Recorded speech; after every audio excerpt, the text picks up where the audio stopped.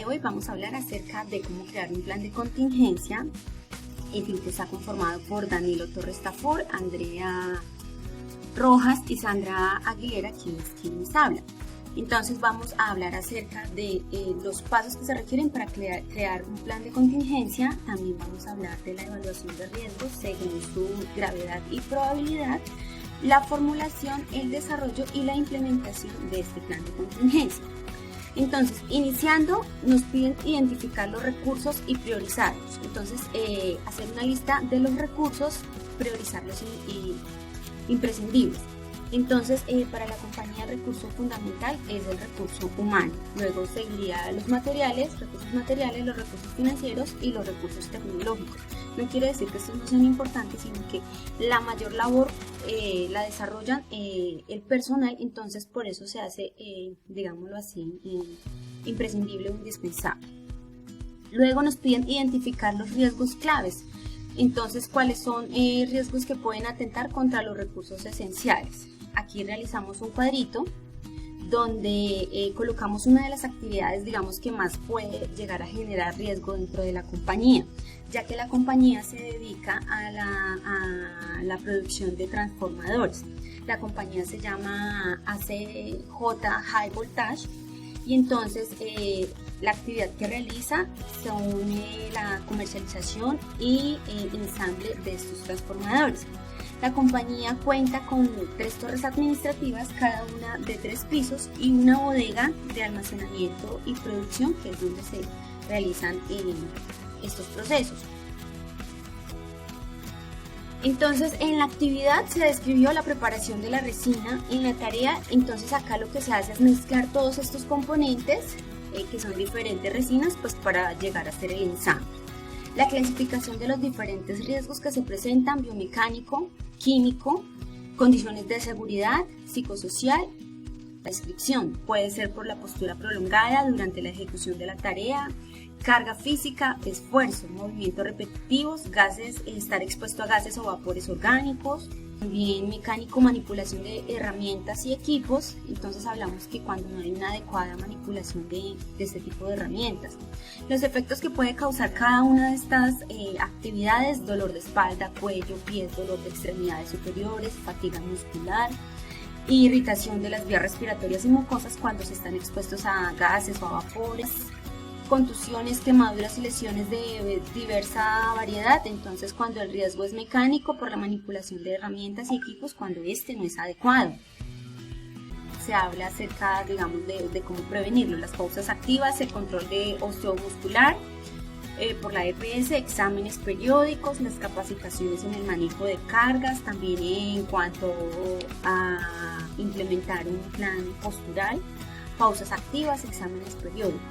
Y en la aceptabilidad del riesgo lo clasificamos por diversos colores, por 3 colores. Entonces, el verde, que sería mejorable, y en el amarillo, que sería aceptable con control específico. Entonces, para este se hace un proceso o un plan para cada una de estas actividades que genera ese riesgo, con el fin de tener un control y llevar un seguimiento a este tipo de situaciones que se presentan. Hicimos la clasificación de riesgos según la prioridad. La probabilidad y el impacto son los factores determinantes para asignar el valor de prioridad. Entonces, serían los colorcitos que asignamos acá a cada uno de los riesgos que se presentan en esa actividad en específico. Aquí tenemos también la clasificación del nivel del riesgo. Entonces, decimos que para la clasificación del nivel de riesgo se tienen en cuenta los colores asignados en el diamante de riesgo y las siguientes consideraciones. Entonces, riesgo alto, 3 colores rojos, como lo indicamos acá en este primer ejemplo, y 1 amarillo. 3 rojos, 1 verde, 4 rojos. Sería alto el riesgo en este caso. El riesgo medio, 2 colores amarillos, 2 rojos, 3 amarillos, 1 rojo y 4 amarillos. El nivel del riesgo sería medio. Y riesgo bajo, 2 verdes, 2 amarillos, como lo pueden ver acá. El siguiente sería 3 verdes, 1 amarillo o 4 verdes. El nivel del riesgo es bajo. A continuación seguiría la elaboración del plan de contingencia y compartir el plan, que es asegurarse de que todas las personas puedan acceder a este, que esto ya lo explican más adelante mis compañeros. Bueno, acá vamos a identificar las posibles amenazas. Entonces, las amenazas se encuentran relacionadas con el riesgo, que significa la posible ocurrencia de un fenómeno físico de origen natural, como por ejemplo podría ser un terremoto, un sismo, todo lo que sea de origen natural. Entonces, contamos con un fenómeno, un comportamiento y un color asignado. Entre el fenómeno y el color asignado, pues sería un posible, y el comportamiento, pues es aquel que nunca ha sucedido o puede llegar a suceder, o es factible, porque no existen razones para decir que esto no sucederá, es decir, que no se descartan pues, de una ocurrencia. Dentro de lo probable es aquel fenómeno que ya ha ocurrido en algún lugar o condiciones similares, es decir, que existen razones, argumentos técnicos, científicos para que crea que pueda llegar a suceder. Y lo inminente es el fenómeno que puede pasar o que tiene alta probabilidad de que ocurra dentro de la compañía. El análisis de vulnerabilidad. Bueno, esto se puede clasificar en 3 partes, o lo clasificamos dentro de 3 partes. Está la vulnerabilidad en personas, vulnerabilidad en recursos y la vulnerabilidad en sistemas y procesos. Dentro de la vulnerabilidad en personas es necesaria la prevención y el control de emergencias. Entonces puede capacitar a la gente, dar el entrenamiento y la adaptación completa de los elementos para la seguridad y protección personal de acuerdo con la amenaza. En la vulnerabilidad en recursos, esto se analiza desde 2 campos, el de las construcciones y los materiales o equipos, y la protección física, la barrera o diseño estructural que disminuye los efectos que pueda ocasionar la posible amenaza. La vulnerabilidad en sistemas de procesos. Bueno, acá podemos decir que los procesos se entienden como el desarrollo de las actividades productivas de los elementos, donde pues hay bajos riesgos involucrados en los sistemas como el conjunto ordenado de normas y procedimientos. Y la segunda es el servicio alterno, entendido como el proceso o mecanismo que permite realizar la misma función temporalmente en la fase de impacto o recuperación. Dentro de la estructura básica del sistema de comandos de incidentes contamos con lo siguiente. Entonces, el comando de incidente de la función de mando pues está oficialmente dirigido por seguridad, oficialmente también de información pública y de enlace. Las personas que hacen parte del comando sería el jefe de sección operaciones, el jefe de sección de planificación, el jefe de sección de logística y claramente la jefe de selección administrativa o finanzas. Estas serían las personas por las cuales están compuestos. Los propósitos de la brigada en la planeación de emergencia. Estos se fundamentan en 3 aspectos hacia los cuales se debe dirigirse las actuaciones de prevención y control de emergencias y contingencias. Entonces, está proteger la integridad de las personas, minimizar daños y pérdidas económicas, y la tercera que sería garantizar la continuidad de la operación. Entonces, acá hicimos un esquema para identificar o tener en cuenta cómo se va a organizar. Entonces se organiza inicialmente con el coordinador de emergencias, enseguida de que va su jefe de brigada, irían los brigadistas de primeros auxilios, la brigada contra incendios y la coordinación de evacuación y búsqueda de rescate por si llega a haber un sismo, un terremoto. Entonces tenemos cada persona capacitada para poder acudir ante una situación como esta. El plano de evacuación, que inicialmente debe tener la ubicación de puestos de trabajo, debe estar señalizada la ubicación de extintores, la indicación de botiquines, red contra incendios, camillas, rutas, evacuación y salidas de emergencia con sus respectivos condiciones. Entonces acá evidenciamos nuestros planos de ruta, donde las flechitas nos indican por dónde debemos salir en algún caso de emergencia, o si hay algún tipo de incendio. Acá está totalmente localizado donde podemos encontrar el extintor para poder controlar algún incendio o lo que se esté presentando. Pues acá, como la empresa cuenta con 2 torres, entonces acá claramente se ve que está el plan de evacuación de la torre. Entonces acá es por donde la gente inicialmente debe salir para buscar un punto de encuentro, y ponerse a salvo y no correr ningún tipo de peligro. Entonces, ese sería todo el tema de la evacuación y muchísimas gracias. Eso no sería más.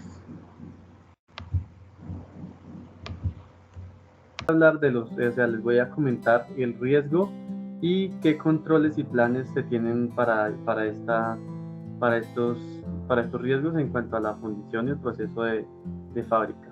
Entonces, el primer riesgo que encontramos es contaminación del suelo por la generación y la disposición de residuos. En cuanto a este riesgo, nosotros tenemos como planteado controles en capacitación en manejo seguro de sustancias químicas, divulgación de hojas de seguridad y capacitación en prevención de riesgos. Todo esto principalmente se logra a raíz de las brigadas de emergencia que maneja la empresa, en donde se capacitan diferentes grupos, ¿no? En donde se capacitan personas para primeros auxilios y personas para control de riesgos digamos de que se haga algún riego de algún material que no debería estar en el suelo y por lo tanto para poderlos contener de la mejor manera.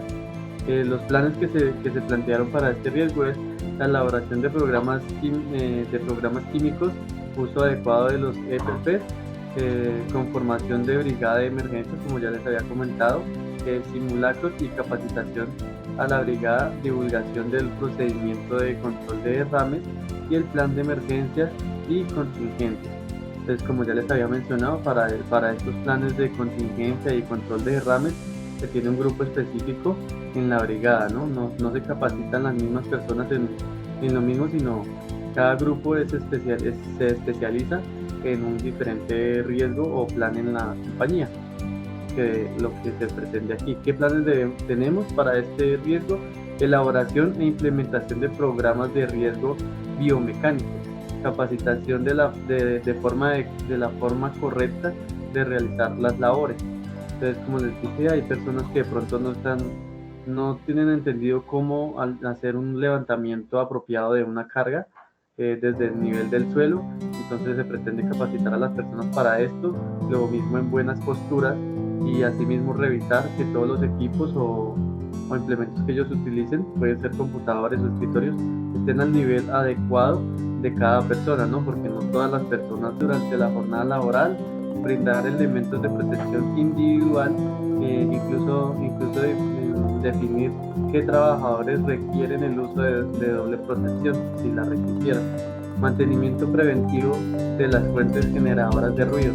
Pues a veces estos ruidos son más fuertes cuando no se les hace un debido mantenimiento a las máquinas. Otro riesgo que encontramos de mantener nuestro peso corporal, como nos lo indican los médicos, puesto que esto ya es un tema de salud, ¿no?, para cada uno. También verificar las posiciones ergonómicas de su puesto de trabajo, la altura de la silla, posición de la columna, entre otros. Ayer era donde les hablaba también hace un poquito de tiempo sobre las buenas posturas y que los instrumentos de trabajo, escritorio y computador se encuentren al nivel de la persona, ¿no? ¿Qué planes tenemos para esto? Informar a los trabajadores sobre los riesgos laborales que originan los movimientos repetitivos y establecer programas de formación periódicos que permitan trabajar con mayor seguridad. Establecer pausas periódicas que permitan recuperar las sesiones y descansar, favorecer la alternancia o el cambio de tareas para conseguir que se utilicen diferentes grupos musculares y al mismo tiempo se disminuya la monotonía en el trabajo. Efectuar reconocimientos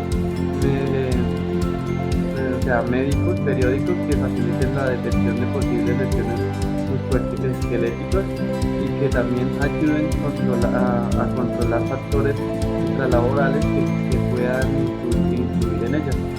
Es decir, ¿esto qué quiere decir? Que se pretende hacer pausas activas. Hay programas que se utilizan en la compañía que avisan a las personas que, digamos, trabajan con computadores. Se les envía un aviso en pantalla que ya es hora de hacer su pausa activa. Esto está programado cada 2 horas y pues así deberían ejecutarse también en diferentes empresas para evitar, digamos, riesgos de posiciones ya muy repetidas o que duren mucho tiempo en una misma posición. También digamos que eso debería ser un hábito de cada quien, de cada persona, realizar sus pausas activas diariamente para evitar lesiones y para evitar que nuestro cuerpo sufra y, digámoslo así, incurrir de pronto en accidentes o en incapacidades que no queremos tener muy seguido. Esto era todo lo que les